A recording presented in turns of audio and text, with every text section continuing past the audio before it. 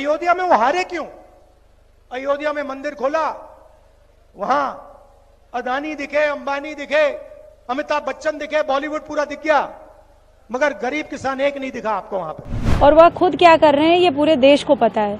नौटंकी और नाच बोल देना भगवान राम के कार्यक्रम को अपने आप में ही एक बहुत बड़ी गलती है। मैं समझती हूँ उनको देश से पहले तो माफी मांगनी चाहिए।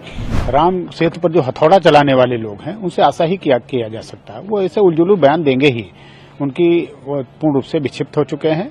और इस प्रकार से उन्होंने जो भाषा का प्रयोग किया है वो तमाम धार्मिक संगठनों का अपमान किया, साधु संतों का अपमान किया है जो इस कार्यक्रम में आए हुए थे। जाकी रही भावना जैसी, प्रभु मुहूर्त देखें तिनकर तैसी। जिसकी जैसी चीज भावना है उसी अनुसार भगवान श्री राम के प्राण प्रतिष्ठा के संबंध में या उनके उपासना के संबंध में, उनके भक्तों के दर्शन के संबंध में ऐसा ही बोला करते हैं। अयोध्या में वो हारे क्यों? अयोध्या में मंदिर खोला, वहां अदानी दिखे, अंबानी दिखे, अमिताभ बच्चन दिखे, बॉलीवुड पूरा दिख गया, मगर गरीब किसान एक नहीं दिखा आपको वहां पे। हिंदू सच है, इसीलिए तो अवधेश ने इनको पटका है। अवधेश वो है वहां का एमपी जो अयोध्या में जीता है, इसीलिए तो जीता है कि पूरा हिंदुस्तान देख रहा है। भैया आपने राम मंदिर खोला, सबसे पहले आपने राष्ट्रपति से कहा कि भैया आप आदिवासी हो, आप तो अंदर आ ही नहीं सकती, अलाउ नहीं है आपको। उसके बाद अमिताभ बच्चन को बुला लिया, अदानी को बुला लिया, अंबानी को बुला लिया, किसी एक मजदूर को नहीं आने दिया। आपने किसी बढ़ई को देखा, किसान को देखा, मजदूर को देखा? कोई नहीं। डांस गाना चल रहा है, प्रेस वाले हाय हाय हाय कर रहे हैं, नाच गाना चल रहा है, डांस चल रहा है। ये रियलिटी है आपकी। पहले बात तो जिस व्यक्ति ने यह बोला है उसने यह प्रोग्राम देखा ही नहीं, और वह खुद क्या कर रहे हैं ये पूरे देश को पता है। नौटंकी और नाच बोल देना भगवान राम के कार्यक्रम को अपने आप में ही एक बहुत बड़ी गलती है। मैं समझती हूँ उनको देश से पहले तो माफी मांगनी चाहिए।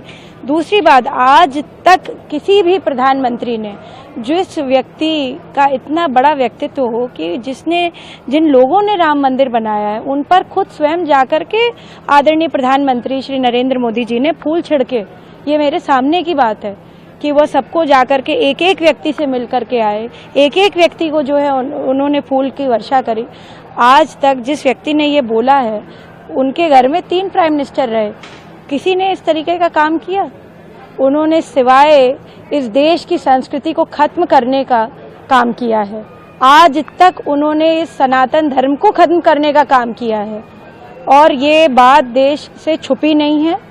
हाँ, हो सकता है कि उनकी नौटंकी में कुछ लोग आ गए हों, उनकी बात में आ गए हों, इसलिए शायद जो है इस बार उनकी सीटें बढ़ गईं। परंतु मैं समझती हूँ कि राहुल गांधी जी को माफी मांगनी चाहिए और उनको इस प्रकार का अभद्र टिप्पणी हमारे न प्रधानमंत्री जी पर देना चाहिए, न भगवान रामलला पर देना चाहिए। राहुल गांधी की मानसिकता जो है वो विक्षिप्त है, और राहुल गांधी ही नहीं उनकी पार्टी ने भी राम मंदिर का विरोध किया था। जो राम को काल्पनिक बताने वाले लोग हों, राम सेतु पर जो हथौड़ा चलाने वाले लोग हैं, उनसे आशा ही किया जा सकता है। वो ऐसे उलझुलू बयान देंगे ही, उनकी वो पूर्ण रूप से विक्षिप्त हो चुके हैं। और इस प्रकार से उन्होंने जो भाषा का प्रयोग किया है वो तमाम धार्मिक संगठनों का अपमान किया, साधु संतों का अपमान किया है जो इस कार्यक्रम में आए हुए थे। उन हस्तियों का अपमान किया है, चाहे वो सेना से जुड़े हुए लोग रहे हों, चाहे वह चिकित्सा से जुड़े हुए लोग रहे हों, चाहे वो उद्योग जगत से जुड़े हुए रहे हों, या कला से जुड़े हुए लोग। आप कलाकारों का आपने अपमान किया जो मुंबई के अंदर इतनी बड़ी क्या कहते हैं कला का अपना प्रदर्शन करते हैं, उनका आपने अपमान किया। तो ये जो अपमान करने वाले जो लोग हैं वह उनकी मानसिकता जो है कहीं ना कहीं विदेशी उससे संचालित हो रही है। और इस प्रकार की भाषा का प्रयोग करना राहुल गांधी का या दुर्भाग्यपूर्ण है, दुखद है। और हम तो कहेंगे कि इनको जो है कहीं आगरा में और रांची में दिखाना, इलाज कराना चाहिए। और ऐसे लोग जो हैं वह न समाज को एक सूत्र में बांध सकते हैं, न राष्ट्र को एक सूत्र में बांध सकते हैं। इस प्रकार के बयान देकर वो सिर्फ अखबारों की सुर्खियां बटोर सकते हैं। तो ऐसे लोगों ने जो अपमान किया है, इस प्रकार हमारे कलाकारों का, हमारे चिकित्सकों का, हमारे धार्मिक संगठनों का, हमारे संतों का और इस मंदिर का, साथ साथ रामलला का अपमान किया है उन्होंने। हम कहेंगे कि ऐसे लोगों को जो है दंड मिलना चाहिए, ऐसे लोगों को दंड देने का काम समाज को करना चाहिए। देखिए, जाकी रही भावना जैसी, प्रभु मुहूर्त देखें तिनके तैसी, जिसकी जैसी चीज भावना है उसी अनुसार भगवान श्री राम के प्राण प्रतिष्ठा के संबंध में या उनके उपासना के संबंध में, उनकी भक्तों के दर्शन के संबंध में ऐसा ही बोला करते हैं। ठीक है, वह उनके दृष्टि में नौटंकी है, लेकिन भक्तों के दृष्टि में वो प्राण प्रतिष्ठा हुई है, जिसमें भगवान श्री राम बालक रूप में वहाँ उनको स्थापना किया गया है और उसी स्थापना में लोग दर्शन किए हैं और आज भी दर्शन कर रहे हैं। इतनी भीड़, इतनी पब्लिक के आई जो देख करके लोगों को बड़ा आश्चर्य हुआ। इसलिए राहुल जी के दृष्टि में वो नौटंकी है, नाच गाना है और नौटंकी है, नाच गाना है। भक्तों के दृष्टि में भगवान राम की प्राण प्रतिष्ठा है, जिसके दर्शन से, जिनके प्रसाद से भक्तों का कल्याण होता है और इसीलिए वो आए और दर्शन किए और उनका कल्याण हो रहा है।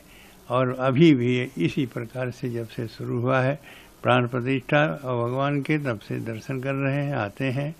और किसी के दृष्टि से कोई कुछ भी हो तो वो ऐसे ही बोलेंगे, ऐसे ही कहेंगे, क्योंकि जब कांग्रेस सरकार ने शुरू से नकार रही है कि राम का अस्तित्व नहीं है, राम काल्पनिक हैं, और तब ऐसे स्थिति में जो उनके नेता है वो ऐसे ही बोलेंगे।